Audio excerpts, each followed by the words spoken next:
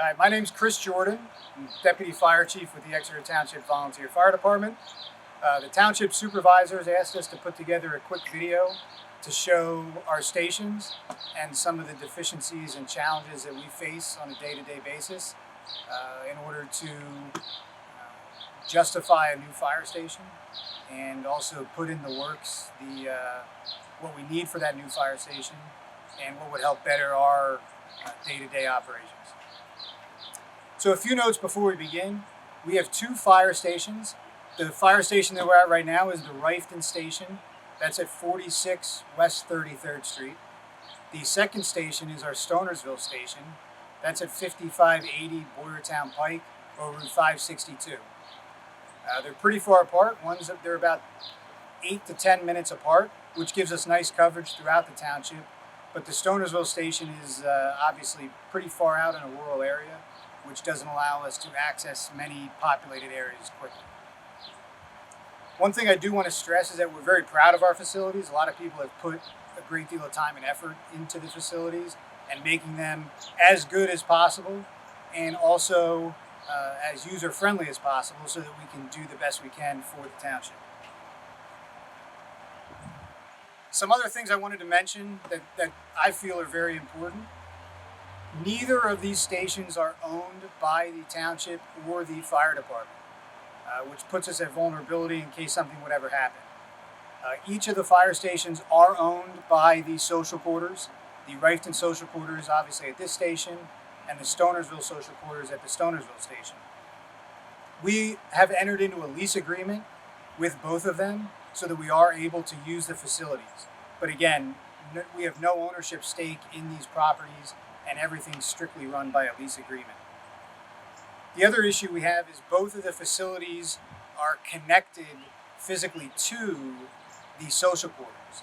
The social quarters have bars, they have live music, they have multiple patrons in and out, which at times could be a hindrance, to our members, not only for parking on the facility, because if they have a busy event, but also if they're trying to sleep, they may hear the live music, or there have been instances where, some of the patrons have caused a ruckus after a long night at the bar. One of the major goals that we have with our fire department is our staffing program. And that saves taxpayers a ton of money as far as putting volunteers into these stations to be on duty and respond to calls. A part of that is our live-in program. And you'll see, one of the things you'll see through this tour is that the facilities are not very conducive to somebody living here and becoming part of our live-in program, to be here 24/7, 365 as a live-in at the fire station. So we're going to show you some of those deficiencies as we go through the tour, and a brand new fire station and new facilities would help bolster that program, which in turn saves the taxpayers, millions of dollars over the years. So this is one area of our parking situation. This is the parking on 33rd Street and West Neversink Road. There's space for approximately 8 vehicles here. During the daytime, we have staffing of 7 personnel, and the parking is not an ideal situation in that particular area. The street parking, is designated for the residents across the street, and you can also see how tight the street is. This station was built in 1916, so the roads at the time fit the apparatus, but now the apparatus are obviously much bigger and more efficient, but the roads are not wide enough for the apparatus and with vehicles parked on the sides. If you pan over to the parking lot, that's the main parking lot for the social quarters. Right now it's empty because the social quarters is closed. However, when they are doing events such as live bands or different fundraising events for different charities, that particular lot could get very crowded and sometimes even completely full, where the firefighters do not have anywhere to park. And also the cars in that lot are at high risk. We've had numerous vehicles damaged from patrons of the social quarters. So it is a challenging situation. All right, we're going to begin the tour of the Rifton Station. We're going to walk you in the front one of the front bays, and we're going to take you into the day room.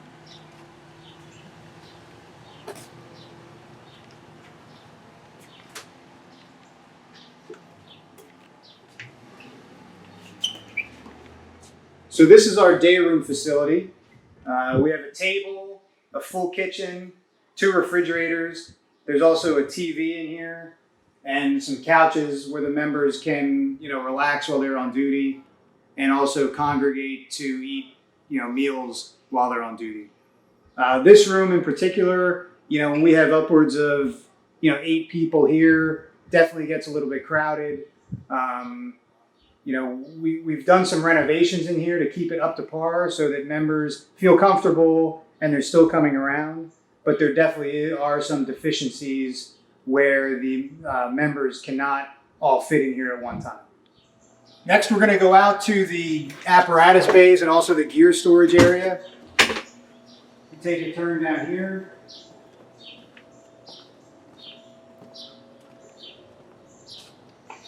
So we have many gear racks here. However, the gear racks are not sufficient to hold all of the members' gear.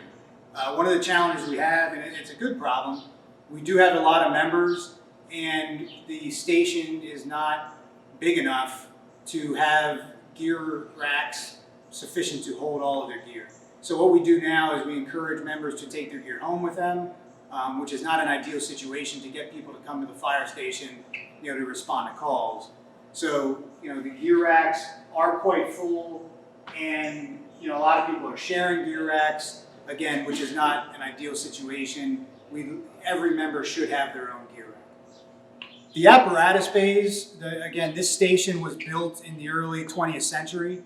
It was renovated around 1996. So the bays are a little bit different than when they were originally built.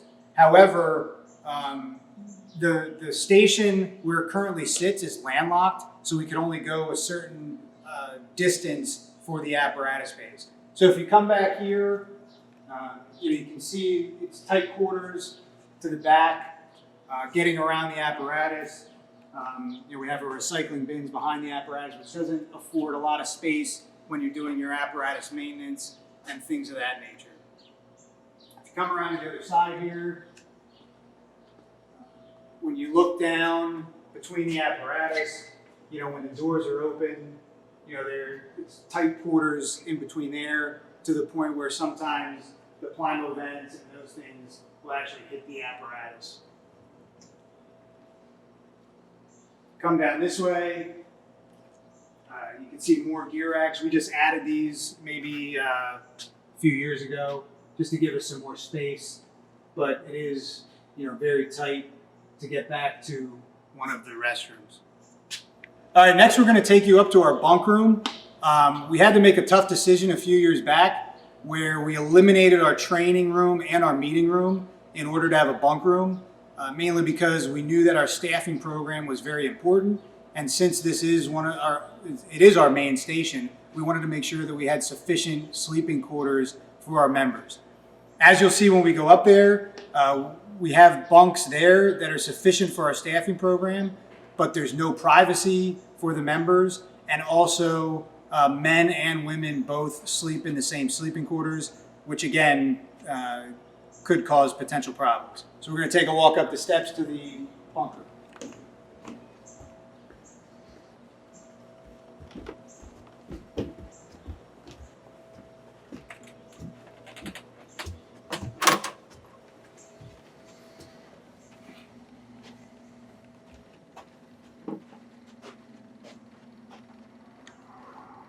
As you can see, there's 8 bunk beds in here. 4 bunk beds with 8 bunks. And then on the other side, we do have 2 small bunks, or semi-private bunks, that are mainly for our living program. And this space, like I said, was converted from our meeting room / training room to a bunk room facility, which, it's a nice space. It does the job. But again, it doesn't offer any privacy for a potential college student that may want a dormitory style room, or also they may want to study or do things like that. And it also is, like I said, male and female commingled genders in the same room, which is not an ideal situation. So at the Rifton Station, we have 2 bathroom facilities. The first bathroom facility is a unisex bathroom that can be used by both genders. As you'll see when we go in here, the bathroom is relatively small, but it is, an area where a female or a male, whoever would want to use it, could use this space.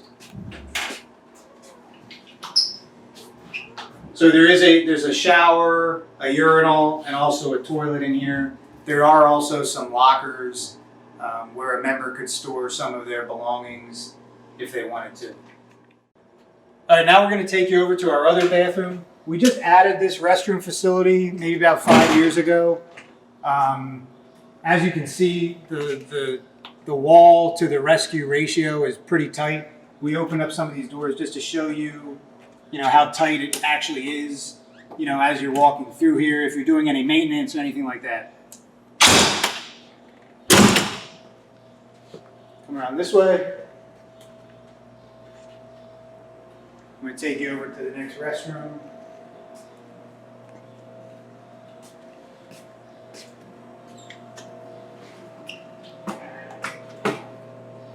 So this bathroom has, again, this was just renovated maybe about 5 years ago, just because the other bathroom was the only bathroom we used to have. So we needed to do something in order to have more bathroom facilities. So we added a bathroom with 2 showers and 2 stalls.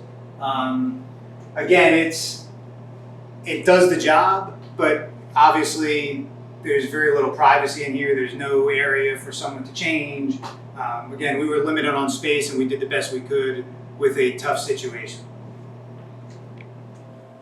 So this door here, this actually leads to the social quarters. One of the major issues that could potentially arise, this door is not secured. It's secured to go to the social quarters, but when they're open, anybody could come in at any time, including the patron, which obviously is not very safe for our members that could be sleeping here or that are on duty. So with that door not being secure, it could cause a potential security issue. So this is our tool room and laundry area. Right now, they're being shared. This space is a laundry area for our live-ins or our members that are on duty, but it's also a tool room. One of the issues we have is that this facility is not able to have a gear extractor or washer, which is crucial for firefighters. You're supposed to have a separate area where you can wash and decontaminate your firefighting equipment. At this point, we do not have the space at this station to do that. And unfortunately, we cannot put a gear washer or an extractor at Stonersville either, because that is on well water and we're not in a septic tank system, so we're not allowed to put that type of product down there. As you can see, it's very tight. We don't even have a tool bench or anything for the crews to be able to do any work. So it is quite challenging at times, but again, we do the best we can with what we have. So we currently have 2 offices at the Rifton Station. The office we're going to take you up to next is a newly renovated office. Again, we found that we could use our space more efficiently, so we just did some renovations to this space. This office is meant to accommodate 8 people. It's the treasurer and the president, and also 6 other line officers. So it's when we get up there, you'll see how tight it is for those 8 people. But again, we're trying to do the best we can with the space we have.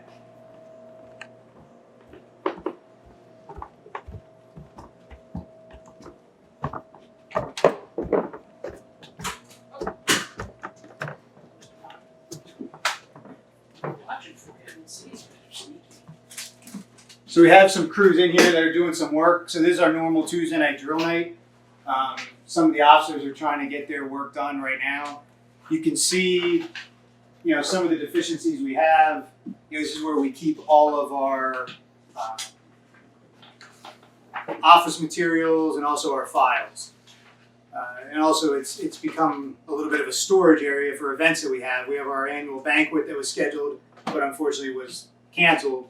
But this area becomes a storage area for different events as well. If you come out the door here, you can see this is our makeshift storage area. Again, our members are very creative and they've done a great job with the space that we have. But this is our storage area where we keep some cleaning supplies. And it's not ideal because it's not a lockable area that could be tampered with, but it is something that is needed. So this is the best we could come up with in the space we had. So next we're going to take you down to our tower bay and our other office. So if you want to follow me, we're going to walk through some of the gear racks. And then we can see here how the tower bay is very tight as far as space goes. If we can pan up here, we have had, unfortunately, some incidents where with this area being so tight, the apparatus has been damaged. So we're going to take you into the EOC and also the chief's office. This EOC was newly renovated. The crews did a great job with this. Again, they're using the space that we have as efficiently as possible. So this area is our radio room. This is where we do a lot of our reporting. But also if we have an incident that requires a lot of coordination, they could use this to direct apparatus or direct manpower on where they need to go. So this room was newly redone and they did a great job with it. The last part of the station is we're going to go into the chief's office. So again, this was repurposed space for the chief to perform his duties. Again, it's a nice space, but he's one of two offices. We could use probably about 3 or 4 more offices for the amount of people that need to do the administrative work, including paying bills and payroll and things of that nature. All right, that was a tour of the Rifton Station. We appreciate you taking time to watch that. The Rifton Station is really considered our main station, and the main reason for that is because we can respond to 90% of our incidents quicker or at the same response rate as we could from Stonersville. So it's very important that this facility is utilized to get to our incidents faster.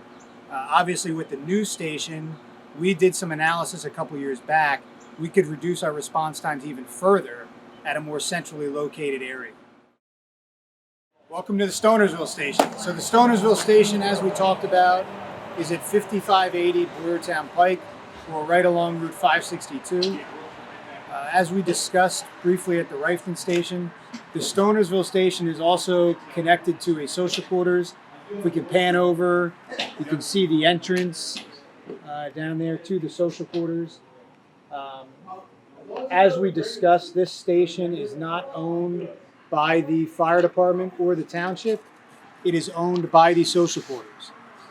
And it is physically attached to the fire station part of the building. We do have a lease agreement with the Stonersville social quarters that we're actually in negotiations with right now to figure out the terms of that lease agreement. The safety concerns are the same here as they were at Rifton.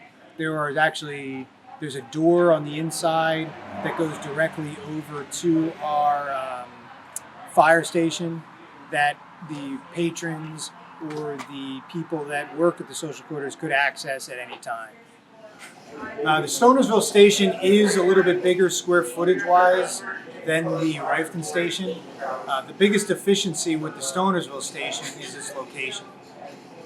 The location of the Stonersville Station is a very rural area of the township, and like we discussed, it takes a while to get from this station to any of the most populated areas of the township. Not great access to Route 422, which will allow you to get to most of the major congested areas, and the highly populated areas are pretty much all right along Route 422. And as we discussed, the Rifton Station or the new centrally located station would give us a much quicker response time than responding out of this station. The office space in this station, we do have 2 offices. This office in here is used for one of our deputy chiefs. It's also used for our fire prevention storage. As you can see, it's a little bit tight in the storage area, but we make do with what we have. The next office is down this way.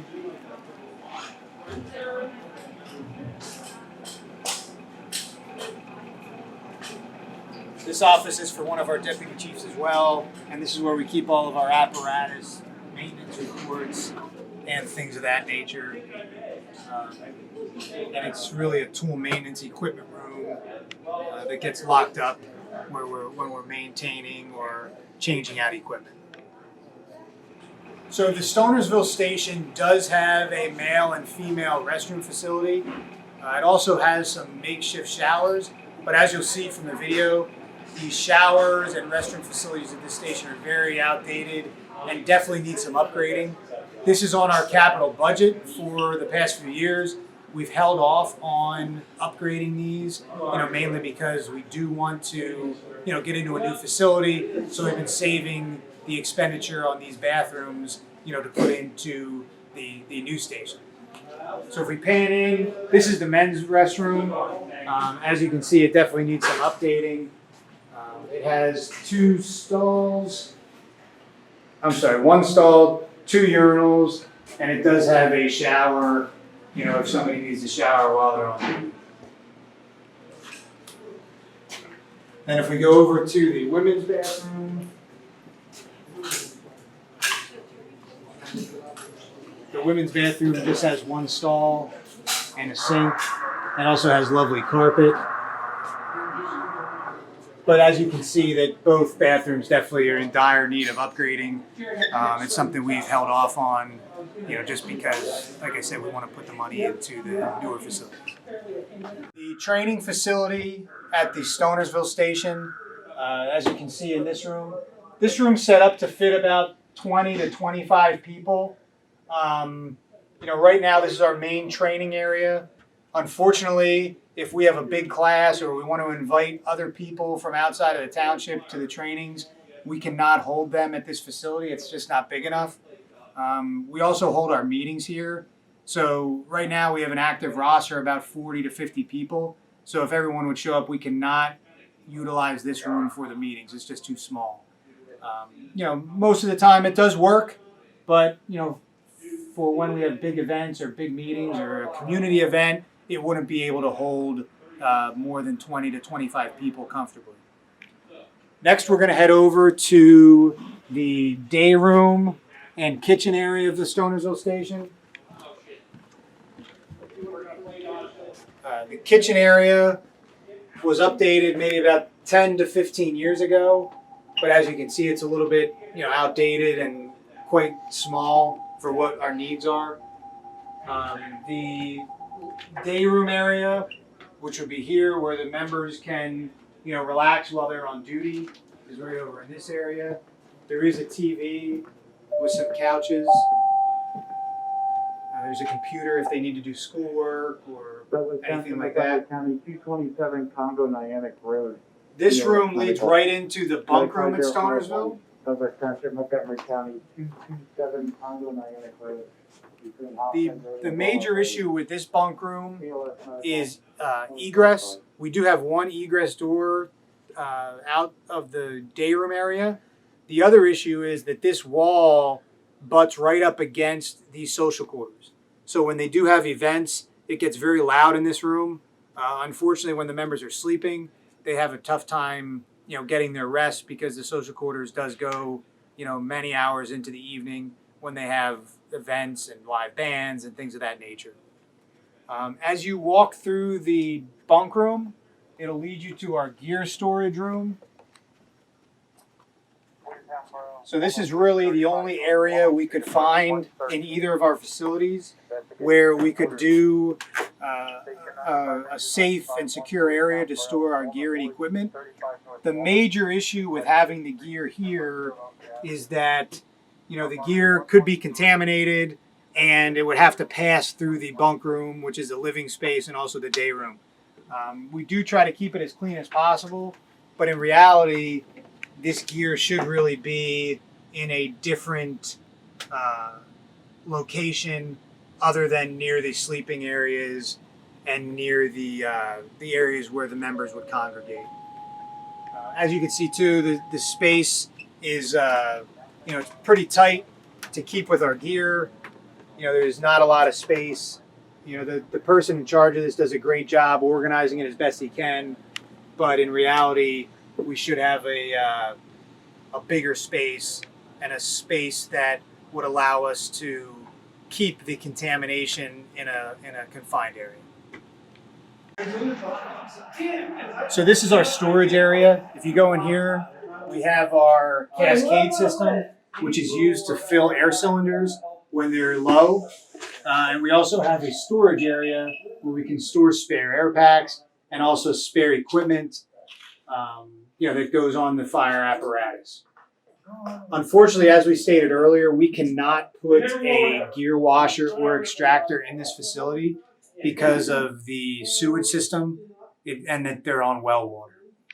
If you pan the camera over this way, you'll see this evening for the crews to train, we actually pulled the apparatus out of the bay to give them a little bit space to train. So they are getting ready to train and use the apparatus space to do their training this evening. We're going to walk over to the maintenance bay.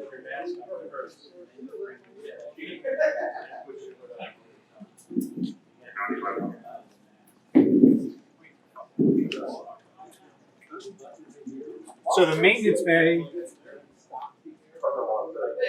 is a maintenance bay where we can do our work. You can see the storage of everything just along the walls. We could definitely use additional storage space that's out of the apparatus bays. Unfortunately, we don't have separate rooms or the space to accomplish that. If we come back this way,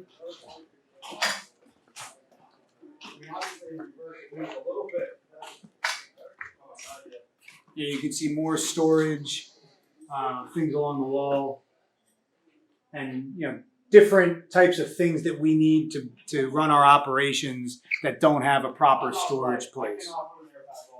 The last thing we wanted to show you is that neither of the facilities have space for our boats or our ATVs. So right now they're stored in separate facilities. Fortunately, we have a training site across the street that we can utilize. But right now what has to happen is a firefighter has to go to that facility, unlock it, get the equipment out, bring it over to this facility, and then take it to the incident. It's not a one-stop for them, and it really hinders our response times by doing that. Thank you for taking the time to tour both of our stations. You first saw the Rifton Fire Station. Now you saw the Stonersville Fire Station. Again, we're very proud of both of these facilities.